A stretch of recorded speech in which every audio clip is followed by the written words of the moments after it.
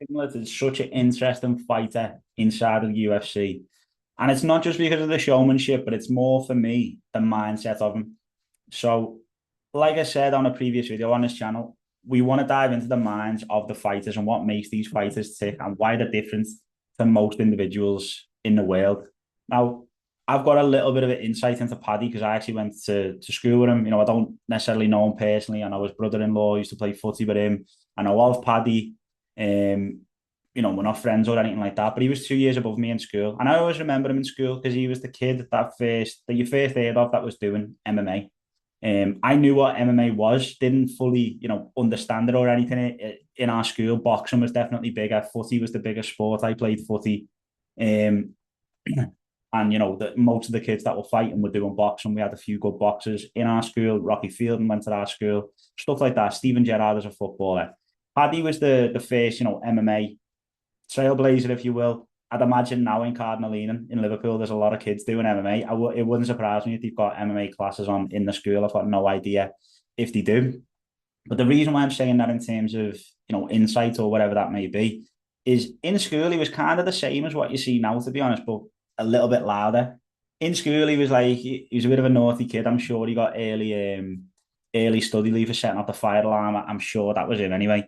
But my point being, like, you looked at him and you didn't really think he was hard or a fighter or anything like that. You knew he was, like, you knew he'd done MMA, but you looked at him and he was little skinny kid, little bit taller than me. He had the shaved head in school, I think, as far as I remember anyway. But you didn't look at him and think, he's a fighter or anything like that. It's interesting to see, like, think back to that kid now and look at obviously him on the world stage, main event and UFC events, fighting for the belt, being world renowned, everyone talking about him, everyone knowing, everyone, knowing who he is. And you kind of thinking, I went to school with him. And it's like, he lived around the corner kind of thing. When you think about that mindset and you see the way Paddy's career has gone, it's quite, for me, it's quite an interesting trajectory that went up and up and up. So obviously you're talking about him in school and he was fighting in Cage Warriors. Now I remember me and the lads getting out in, I don't know, maybe 2018, something like that. And we all went back to one of the lads' houses to watch Paddy fight for the belt in Cage Warriors. And I can remember all of us saying, like, you'd heard stories around the city of him being out in town the week before or off his head and all stuff like that. I mean, like, he's going to get beat here. You know what I mean? There's no way you can do that and then fight at the level of, I know it went the UFC, but it was Cage Warriors, good opponent, whatever. And then he wins the belt in Cage Warriors. And then, to be fair, you see him out in town then quite a lot, absolutely off his head in ink. He said it himself on multiple podcasts. It's not like I'm throwing him under the bus here or anything. But that was kind of the Paddy the Baddy showman for me. That was Paddy the Baddy saying, this is who I am. I'm a fighter, but I'm also this person. I can put on a show. I like to be about and whatever. And then I remember when he was rumoured to go to the UFC the very first time, not even the second time, and then he got signed the third time. I remember the first time. And I can remember at the time, because I was into my MMA and stuff, I was thinking it's a little bit early. I wouldn't go yet if I was him, to be honest, because I'd seen him out in town and stuff like that. I thought he's got some, maturing to do, and this is not me knowing him or anything like that. This is just me making a judgment. I remember the second time when there was rumours going around again, and I was thinking he needs to go now because if he doesn't, he might almost go too much off the deep end. He was making probably good money then in Cage Warriors. Got no idea what the contract was, but I'd imagine he was one of the highest paid because he was like the start of the show. He was bringing Cage Warriors to Liverpool multiple times a year, selling out the Echo and stuff like that. I remember the second time kind of thinking he needs to go now because he might go almost like the McGregor way and go a little bit off the deep end and he hasn't made that big money yet and all of that stuff. And it was around COVID time, and then COVID happened, and it kind of all went hush hush. And I remember he fought right at the very start of COVID. It might have even been in lockdown, to be honest. In fact, I think it was because there was no crowd. And I'm just looking at who it was now. He fought David Martinez and subbed him by rear naked choke on Cage Warriors 122. I think it was in London. I remember after it, he was right on the camera, jumped on top of the cage, and he was saying, Sean Shelby, bell me, lad, bell me, ring me. And I thought, right, that's him calling now. And I sort of felt at that time, he knows he needs to get to the UFC now. And I didn't know whether it was a maturity thing. I didn't know whether it was an ability thing. But I remember looking at that thing, there's a change there in his mindset, in the way that he's thinking about things. And he wants the UFC now. It could have even been financially, I don't know. But I just seen a change in him where I thought, right, he's definitely ready right now for the UFC. And I was hoping he got signed. and then he did. It was actually his brother-in-law that told me that he got signed at Footy. Grego, won't mind me saying, he probably won't even see this anyway. I'm not sure many people will, but I remember Grego saying, "Oh, Paddy's had an offer from the UFC. He had to sign the back of the passport photos or something as like a professional or whatever it was, or you had to do something anyway." And he said, "I seen like the contract, he's got signed to the UFC, he's going to be signed." And I knew this quite a while before. So I feel like it was a while for him to get his first fight, and he might have a better insight to that, but I'm sure it was. And then again, that first fight in the UFC, Luigi Benzamini, I remember sitting down, texting one of the lads, and was like, "This will be telling this of the level of Paddy's at," because Luigi Benzamini weren't exactly like, a UFC star or a opponent, but it was the first opponent in the UFC. It is a test at the end of the day. It didn't have a massive crowd. It was in the Vegas Apex, but it was still on the UFC stage, quite a lot of media. Not as much as Paddy was used to be fair. I remember him saying that at the time. And then he knocks out Luigi Benzamini after getting hurt very early in that fight as well. I know he said that he never got hurt, but I'd love to sit down with him properly one day and say, "Look, did that?" Because it sounded like a twig snapping when Luigi Benzamini put one on him, landed on his chin. And to be fair to Paddy, he never went down. He stumbled a little bit, come back on, and then he ended up knocking him out. After that, he went from strength to strength. But I think that was where the showman kind of was born for Paddy. Again, after he had the interview with Michael Bisping, he said Scousers don't get knocked out, not fucking sorcerers like Cody Garbrandt and things. He said, he got them phrases, he got them lines, he had the hairstyle, he had obviously, people call it an accent. It's not an accent to us because it's our accent, but people say he had the accent. And he just had that kind of if factor. And it was almost a case of everyone saying, "Look, if he's got even half the ability as he's got, this superstardom, then we're on to a winner here." And I think that was kind of a question mark for a little bit, to be fair. Paddy was a super high level BJJ black belt and stuff like that. His striking was kind of playing catch up. This is me just looking at it from a fan perspective. I'm not trying to disrespect anyone. And then you're seeing his striking coming on, and you're seeing his fight IQ coming on fight by fight. The next one, he fought in UFC London. I remember the reception that he got in terms of him walking out, and even on the way up there, I remember getting the train down on the Saturday morning to London, and people were getting on, in Birmingham and stuff like that, and they're playing the Paddy the Baddy walkout tune on the train. And again, I'm just sat on the train thinking, "Fuck, I went to school with this kid." I'm like, it's mad now because he's almost taken over the UK, like just the UK at that point. They're singing his name, "Oh, Paddy the Baddy," they're playing the song everywhere you're looking around London. There's a few lads wearing fucking Paddy the Baddy wigs and stuff like that. And then I remember walking into one of the bars under the O2. I can't remember what one it was, and all the lads from our school were there, and a few of Paddy's mates. And one of them, I was speaking to one of them. He come over, and he had the wig, and I said, "How many of them wigs do you reckon he sold?" And he said he's made a few quid off them, put it that way, because he was selling them blonde wigs at the time.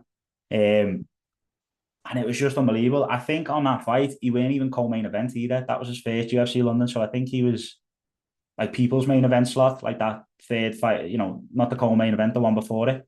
And he, to be fair, he brought the place down. The walkout was on point. He got the finish.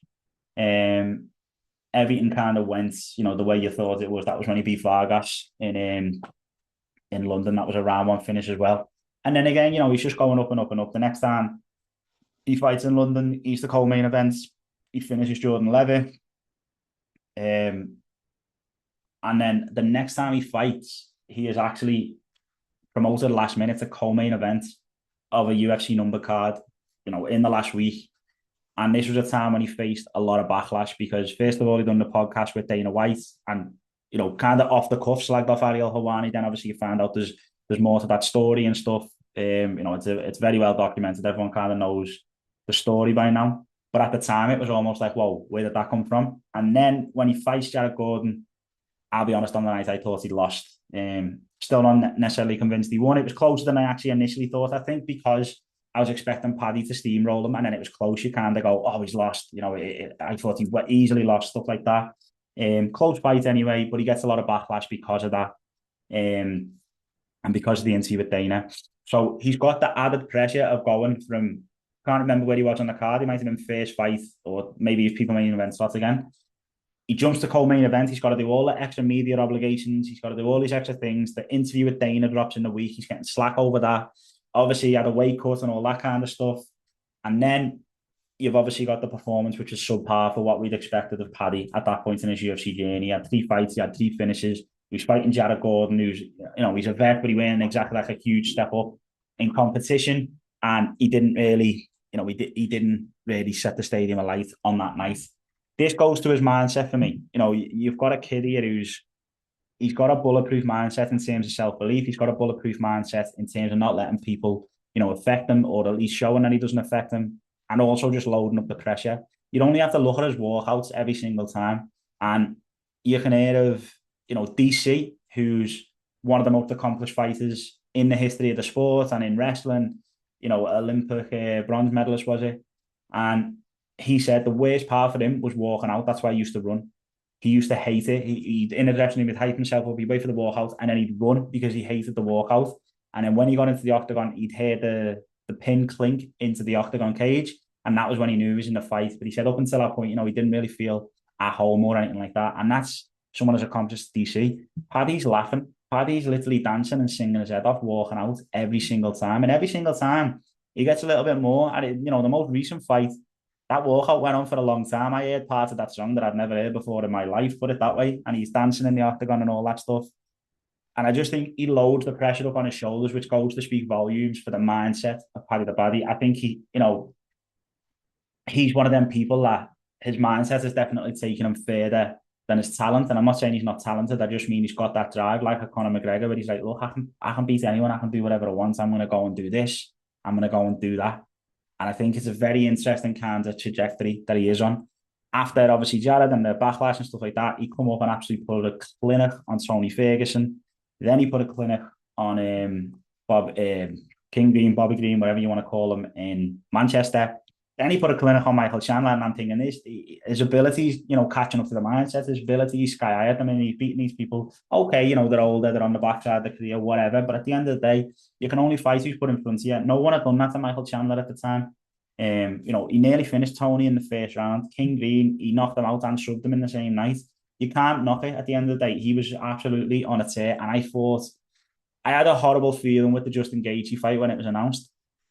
And then the closer it was getting, I was thinking, no, do you know what? Gaethje is tailor-made for Paddy, because at this time in his career, Gaethje was definitely, again, on the backside.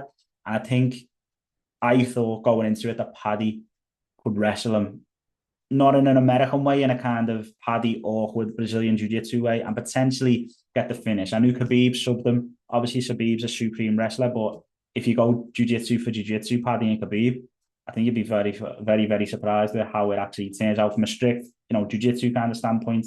Don't come at me for, saying he's wrestling bears and all that kind of stuff.